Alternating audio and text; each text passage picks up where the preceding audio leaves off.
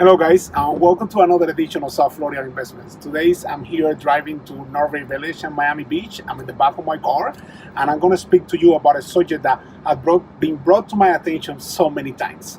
How much would it cost you if you buy the wrong property? Guys, I see it happen all the time. People purchase property and then I see that same property back on the market for sale in the next 6 months or before. So how much would it cost you if you buy the wrong property? You have to start by understanding that when you're selling, not only you have to pay the closing cost again, as well you need to pay the real estate commission. So let's say that you bought a property right now, and then after you go into the property, you realize that you don't like the neighborhood, or maybe you don't like the building, or maybe that was not the property for you. Or maybe you're only going to use the property for 6 months because your job is going to relocate you. Or maybe your family is going to get bigger and that property is going to be too small for you.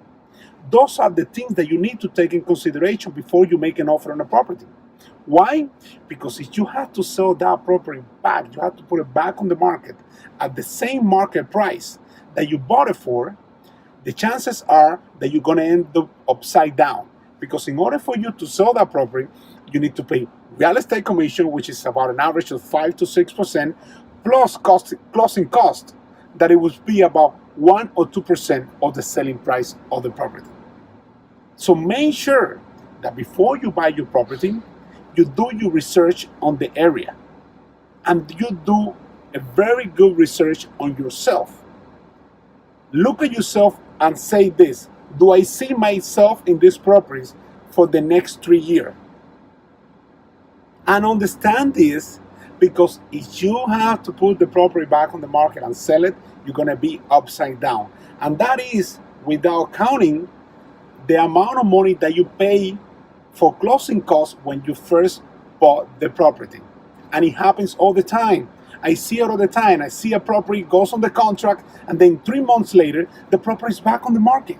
It happens a lot because people are not doing enough research on the area. They're not doing enough research on their own.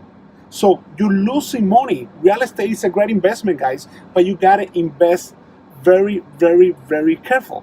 Okay? Thank you for watching this video, guys, and I see you guys next week.